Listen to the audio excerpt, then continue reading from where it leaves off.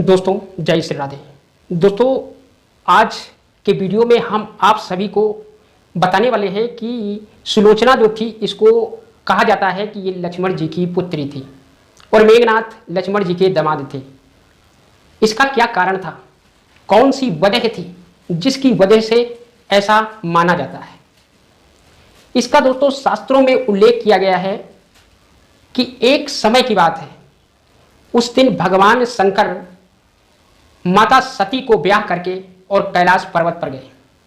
जब कैलाश पर्वत पर गए तो उस दिन उनकी मिलन की पहली रात थी, जिस रात को हम सब सुहाग रात कहते हैं। उस रात में माता भवानी ने ये सोचती है कि आज की रात हम अपने देवादिदेव महादेव को ऐसी कौन सी भेंट दें जिनकी वजह से ये प्रसन्न हो जाए, क्योंकि उस समय ऐसा था कि लड़की जो थी वो लड़के के लिए उपहार लाती थी उसे प्रसन्न करने के लिए पहली रात में।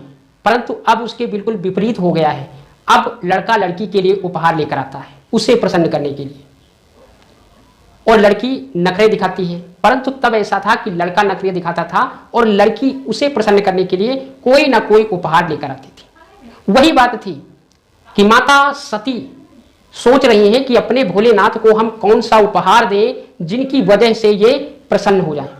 दूध दुनिया चढ़ाती, बिल्वपत्र दुनिया चढ़ाती, भांग दुनिया चढ़ाती, धतूरा दुनिया चढ़ाती, जल दुनिया चढ़ाती, मिष्ठान दुनिया चढ़ाती। ऐसी कौन सी चीज है जो मैं भोलेनाथ को समर्पित करूं जिसकी वजह से ये मुझ पर अधिक प्रसन्न हो जाए। ये माता भवानी के मन में तरह तरह के सवाल उठ रहे थे।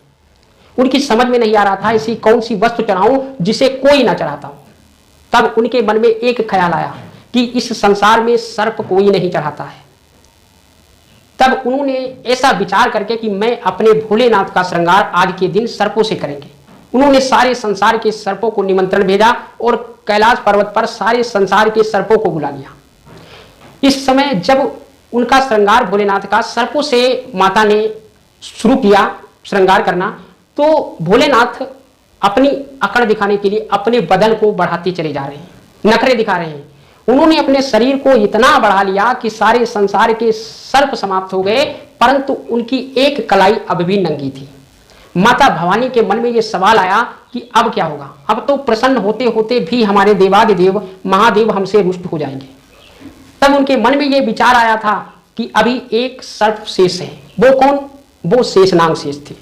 ऐसा शास्त्रों में माना जाता है कि जिनके फन पर पृथ्वी टिकी हुई है।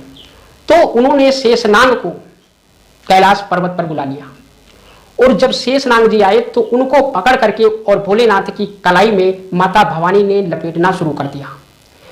लपेटने के बाद में जब उनकी फन और पूंछ को पकड़ करके अपनी उंगलियों से माता भवानी ने दबाया तो उनका भार शेषनाग सहन नहीं कर सके, जिसकी वजह से कराह की वजह से उनके आंखों से दो आंसू निकले। दोनों आंखों से आंसू निकलने लगे तो आंसू की बूंदें जब जमीन पर गिरी तो उस समय दो पुत्री उत्पन्न हुई उनके आंखों के अश्रु से, और वो आंखों से बनी हुई थी, इसीलिए उनका नाम भी था, एक का नाम सुनैना था और एक का नाम सुलोचना था।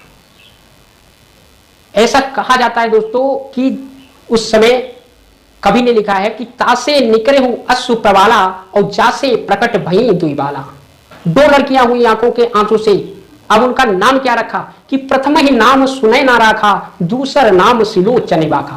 पहली का नाम सुनैना और दूसरी का नाम सुलोचना रखा। सुलोचना को लेकर शेषनाग अपने नागलोक चले आए, परंतु सुनैना जो थी उसको माता भवानी ने अपने पास रख लिया और उसका पालन पोषण किया था नर्मदा ने। और दोस्तों इधर जो थी वो सुलोचना उसको लेकर नागलोक चले आए और नागलोक में इनका लालन पालन किया किसका? सुलोचना का। और वही जब इंद्रजीत ने नागलोक को जीता था तब उसका विवाह सुलोचना से हुआ था। शेषनाग जो थे वो लक्ष्मण जी का अवतार थे और शेषनाग की पुत्री सुलोचना थी। यही कारण है, इसी वजह से लोगों का मानना है कि लक्ष्मण जी की पुत्री थी सुलोचना और मेघनाथ उनका दामाद था। मात्र यही कारण है। तो दोस्तों यह था आज का वीडियो। अगर वीडियो पसंद आए तो इस वीडियो को लाइक करें और हमारे चैनल को सब्सक्राइब करें ताकि हमारी आपकी मुलाकात यूं